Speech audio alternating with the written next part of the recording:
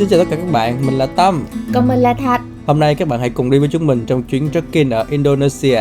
Và điểm đến thứ hai của tụi mình ngày hôm nay chính là hồ axit lớn nhất thế giới, Ijen. Nếu các bạn bỏ lỡ tập 1 khám phá bình minh và trekking tới miệng núi lửa Bromo thì click liền vào đường link ở bên dưới nha. Còn bây giờ hãy ở cùng tụi mình tới cuối clip để khám phá tại sao sự lộng lẫy và nguy hiểm ở Ijen chỉ cách nhau đúng một cái mặt nạ phòng độc nha cả nhà. Với độ cao khoảng 2.386m so với mực nước biển, Ijen không chỉ là một đỉnh núi để chinh phục mà còn là một lò hóa chất khổng lồ của tự nhiên. Đến với Ijen, các khách du lịch phải chứng kiến tận mắt mình hai thứ. Đầu tiên là Blue Fire, thứ lửa xanh huyền bí xuất hiện hoàn toàn tự nhiên.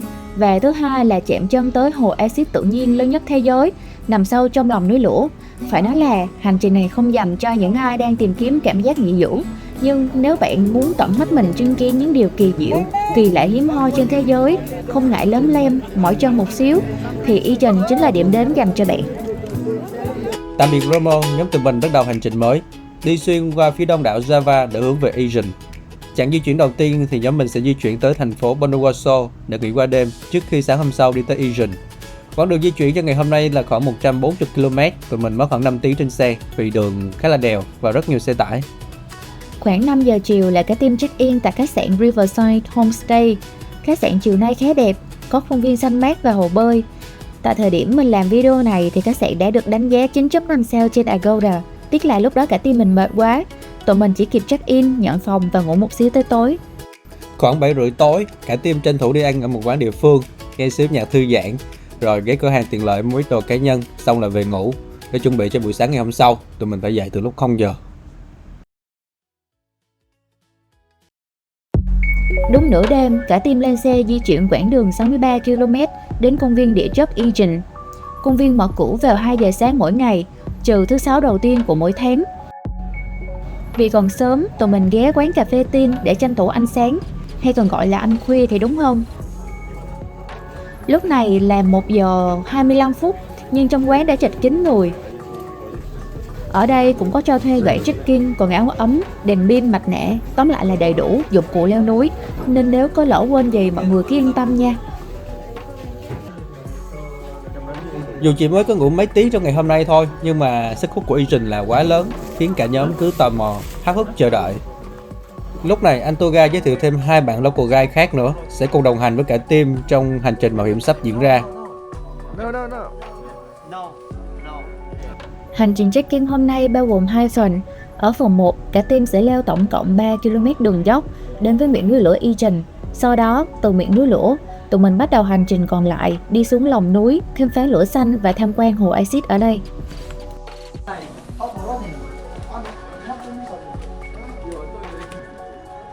Xin chào nhuần thủ. Nhuần thủ hôm nay well equipped không? Ok. Rất good.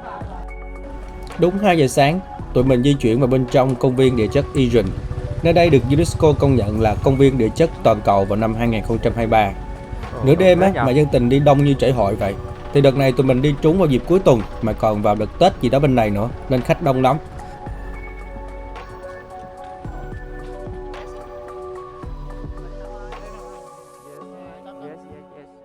Bây giờ tụi mình cùng xếp hàng và chụp một tấm hình chung trước khi bắt đầu leo núi nè.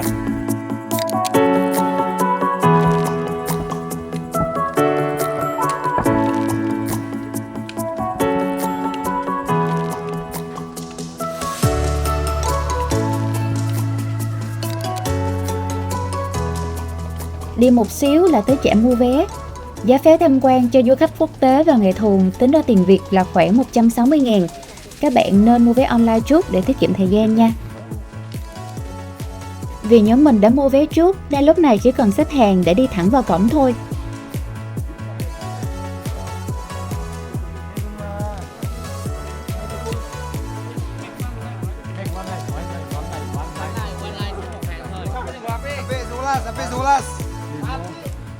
Quãng đường trekking đầu tiên của tụi mình tới miệng núi lửa thì chỉ dài 3 km thôi, nhưng mà đừng để con số đó đánh lừa.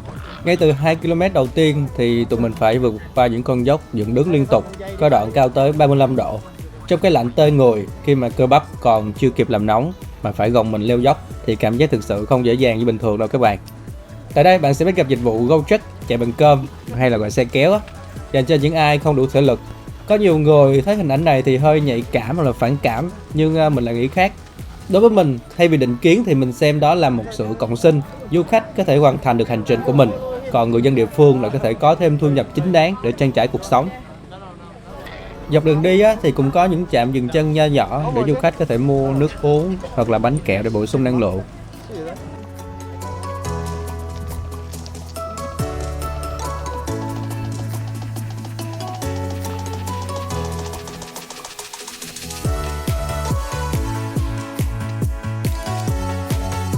Men theo con đường đá thêm khoảng 10 phút, cả nhóm chạm chân được tới điểm cao nhất, đó là miệng núi lửa. Đây cũng chính là bến đỗ cuối cùng của dịch vụ xe kéo. Kể từ đây, hành trình đi sâu xuống lòng hồ bên trong phải là 100% tự thân vận động rồi nha mọi người.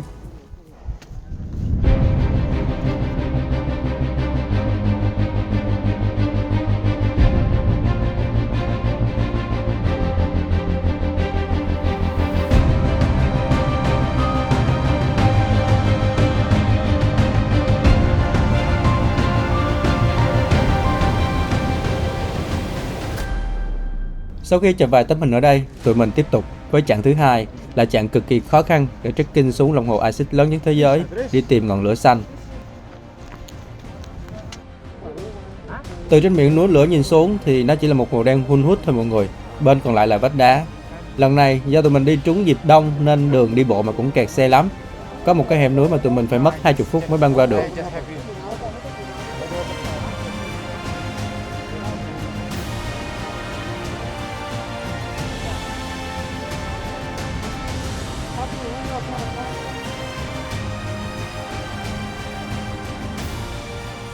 Tầm nhìn xa lúc này chắc chỉ khoảng 2 mét, tụi mình chỉ nhìn thấy được bước chân của chính mình và lưng của người phía trước thôi.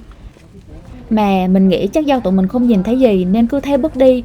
Chứ ví dụ tụi mình đi ban ngày, nhìn thấy dốc đá như vậy thì khả năng quay xe sẽ khá cao.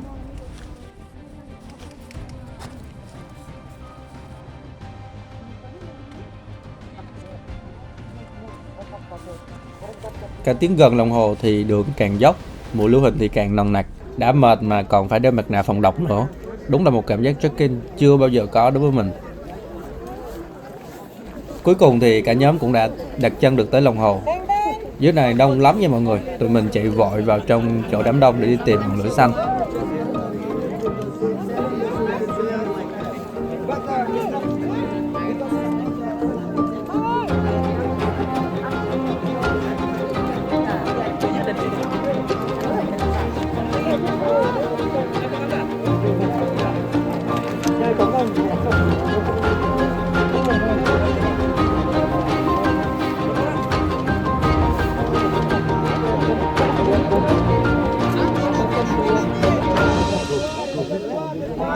May mắn là hôm nay trời không phụ tụi mình, lửa xanh xuất hiện nhiều và khá rõ với các bạn. Cả nhóm thì cũng lần lượt tấp vào để quay lại cảnh tượng đáng nhớ này.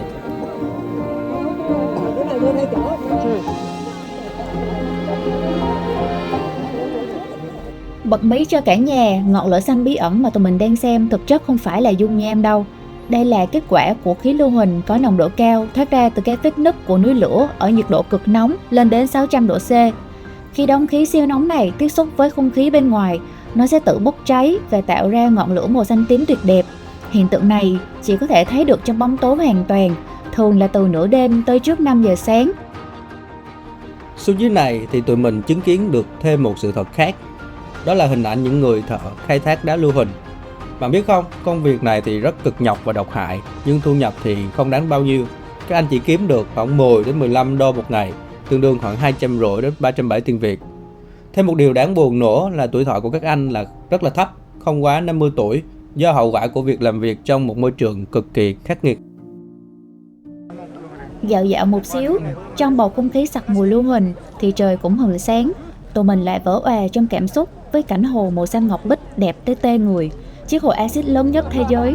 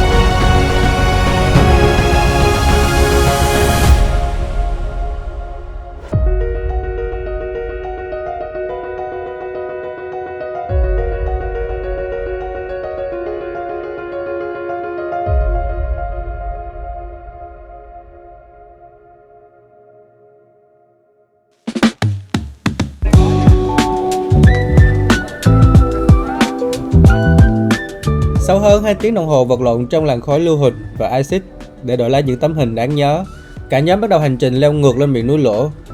Khi mặt trời lên, nhìn lại con đường vừa đi sáng sớm nay, ai nấy đều phải thốt lên rằng không hiểu sao mà đêm qua mình có thể xuống được con dốc dựng đứng như thế này. Dưới ánh sáng, vẻ khắc nghiệt của nơi này hiện rõ lên hơn bao giờ hết. Cả không gian trắng xóa một màu của đất đai cằn cỗi, khô khốc và không một bóng cây ngọn cỏ nào có thể sinh tồn. Hình ảnh những người thợ mỏ vác trên vai 7-80 kg lưu huỳnh đi bon bon trên đường dốc khiến cho sự mệt mỏi của cả nhóm bỗng chốc trở nên thật nhỏ bé.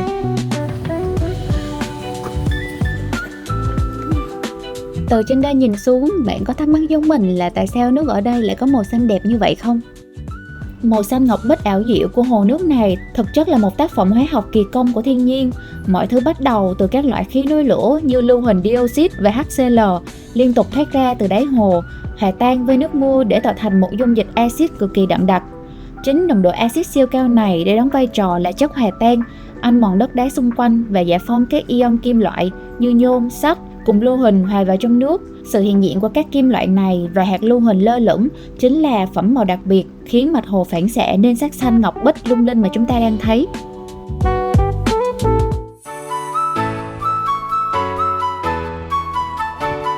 Quay trở về được tới miệng núi lửa, cả team mình mới thấy thở phào nhẹ nhõm. Nhìn lại, một điều may mắn trong chuyến đi ngày hôm đó là cả team 8 người tụi mình đều lành lặn, không ai bị chấn thương gì. Đối với riêng mình, đây quả thật là một trải nghiệm độc lạ, đáng nhớ và rất thử thách giới hạn bản thân. Tuy trở về với đôi chân mỏi mệt và toàn thân đầy mùi lưu huỳnh, nhưng cả nhóm mặt mũi ai cũng vui như trải hội. Có lẽ vì cả team tụi mình vừa hoàn thành một chuyến đi cực kỳ đáng nhớ tới Ichen.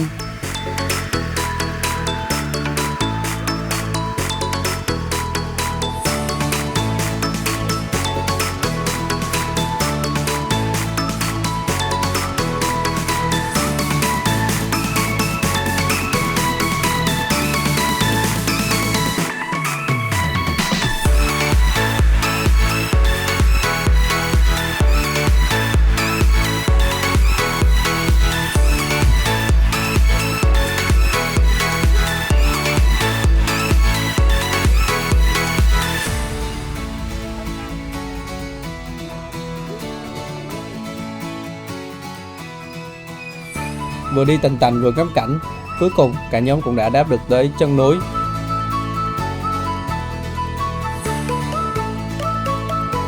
Bây giờ tụi mình sẽ tranh thủ kiếm gì đó ăn sáng rồi tiếp tục hành trình trekking thứ 3 ở Indo, đó là đến với thác nghìn dòng Tumpak Sewu.